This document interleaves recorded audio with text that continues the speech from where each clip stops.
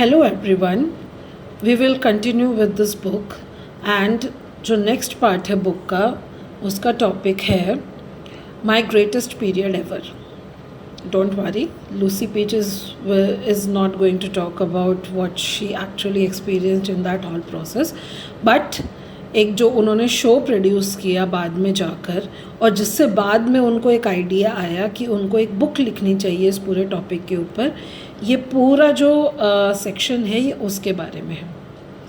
तो स्टोरी यहाँ से स्टार्ट होती है कि there was a time in her life when she was happily married and she was working with her husband who was an assistant videographer and florist. तो एकदम से वो अपने आप को एक मिरर में देखती हैं और वो उनके दिमाग में आता है कि कौन से टाइप का स्कार्फ मुझे पहनना चाहिए, कौन सी मुझे लिपस्टिक लगानी चाहिए. तो एकदम से उनके दिमाग में आता है कि hot pink is my colour and I am in my ovulatory phase after all. वहीं पर ही पास में एक असिस्टेंट उस शूट पर काम कर रहा था और उसने उनकी तरफ थोड़ा अचंभे से देखा और उनको पूछा कि what are you talking about, what is this face.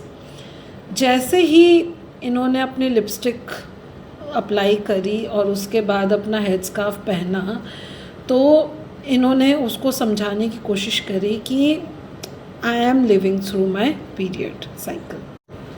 थोड़ा और बताने पर उन्होंने उनके जो असिस्टेंट थे उन्होंने ध्यान से सुना और उन्होंने उसको आइडिया दिया कि you need to make a show about this, do it, I will help you. ये सुनते ही मिस लूसी के दिमाग में आइडिया आया कि why not, I can do that. तो she took that challenge for herself और जैसे ही उन्होंने हाँ बोला इस पूरे आइडिया के लिए वैसे ही उनके दिमाग में पूरे शो का जो स्क्रिप्ट था, how it's going to be, उसके अंदर कौन कौन सी स्टोरीज आने वाली है, वो सारे आइडियाज़ उनके दिमाग में आ गए. She was going through all this ideas but जैसे ही उन्होंने थोड़ा सा अपने आप को शांत किया तो उन्होंने जो उनके असिस्टेंट थे उनको बोला कि देखो अभी I am saying yes because I am in that phase of my cycle जहाँ पे मैं हर चीज़ के लिए हाँ बोलने वाली हूँ, but please give me one week to think about it and then I will tell you कि whether I want to do. Although she was committed to her pre menstrual cycle but उन्होंने ये determine कर लिया था that she is going to work on that. तो वो ये बताती हैं कि जो उनके हस्बैंड थे उन्होंने उनका बहुत अच्छे से इसमें साथ दिया. She tells a story that whenever she use to practice और टॉक अबाउट हर आइडियाज़ तो उनके हस्बैंड थे वो साइड में बैठ के पॉजिटिव नॉइसेस किया करते थे like yes you are going right. And he was the one who gave her the idea कि इस पूरा जो शो है इसका नाम तुम माई ग्रेटेस्ट पीरियड एवर रख सकती हो. She loved that idea. तो वो ये कहती हैं कि she practiced her idea over and over in front of her 11-year-old kid. तो उनका खुद का बेटा भी उनको बता रहा था कि कहाँ पर she is funny, कहाँ पे उनको ज़्यादा वर्क करने की ज़रूरत है, क्या चीज़ को एक्सप्लेन करने की ज़रूरत है, क्या चीज़ एलिमिनेट करने की ज़रूरत है.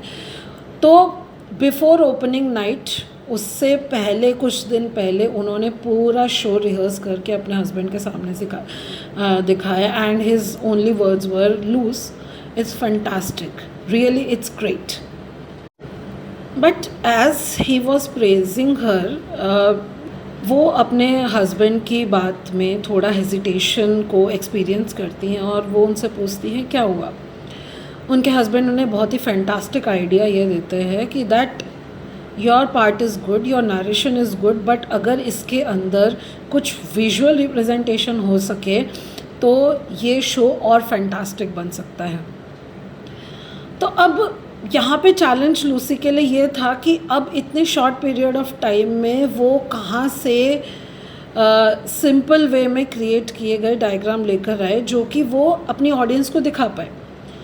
तो उन्हें ये आइडिया आया कि since my husband is a creative person why not to ask him.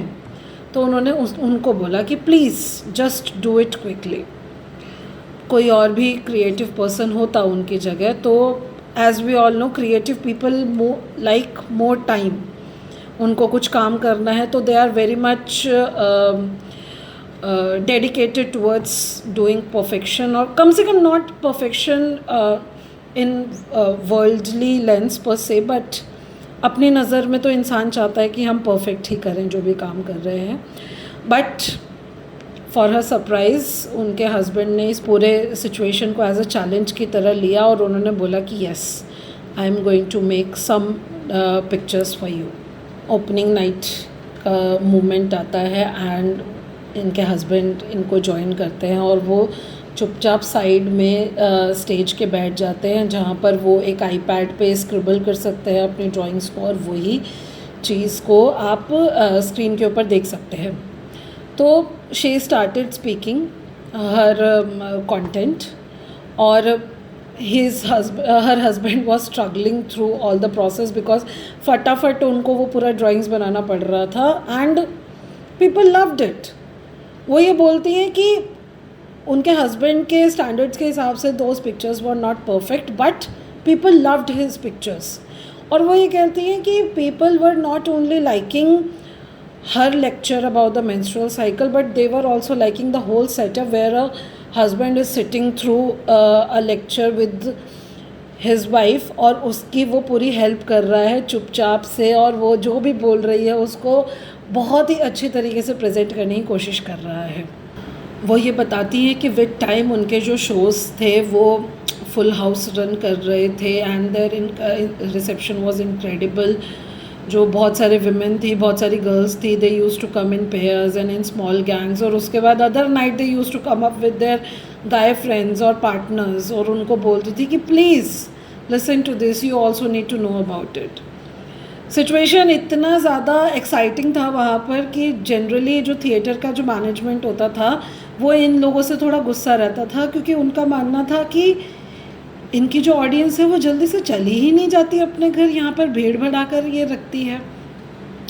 Because people who were strangers to each other they use to talk about their period and there was a fantastic discussions after such lectures.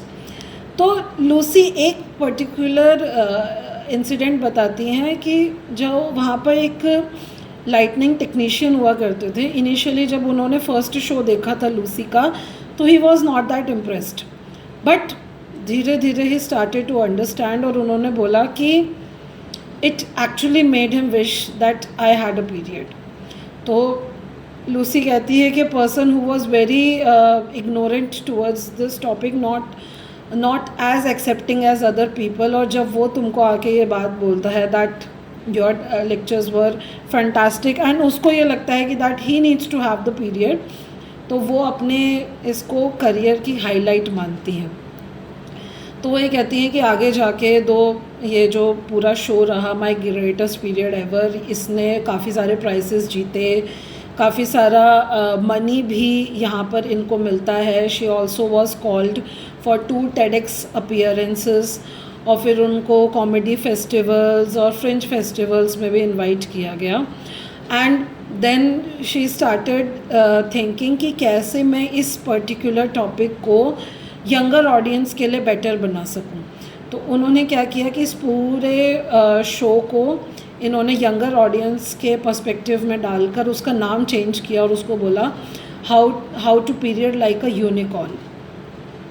जब उनका ये जो last unicorn show होने वाला था, at that time one person came to her और उन्होंने उनको ये बोला कि please woman write a book about it.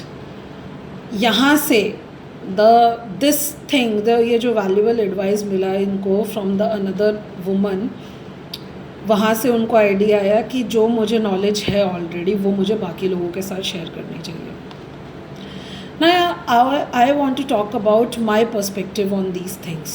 First of all, जब मैंने पहली बार ये सुना कि yes we do have some advantages regarding our cycle, नहीं विश्वास हुआ, बिकॉज हमारा जो सोशलाइजेशन रहता है वो ऐसा ही रहता है कि we are slave to our hormones, है ना.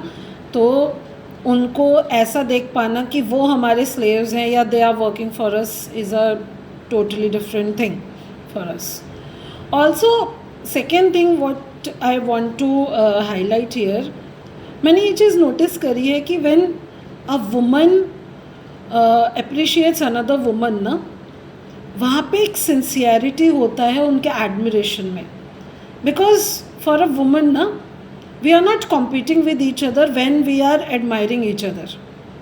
We don't want anything to do we don't want any good things from the other person, but we just want to give them encouragement. तो जो ये लोग बोलते हैं ना कि हम एक वुमेन जब तैयार होती है बहुत अच्छी तरीके से, तो उसको एक्चुअल जो अप्रिसिएशन जो कोई दे सकता है वो दूसरी वुमेन है, because she knows how much effort, how much thought goes into that full dressing up and how we look into the crowd. वो सारी चीज़ें एक वुमेन समझ सकती है. तो मुझे ऐसा लगता है कि अगर if you are a woman and you are getting any suggestion or advice from another woman regarding your strengths और या फिर उसको strengthen कैसे करना है, we should take it. And same goes with the men also.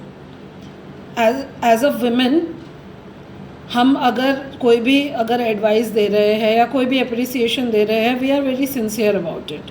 तो for men also, please take our advices, because we are very good at it and we own it.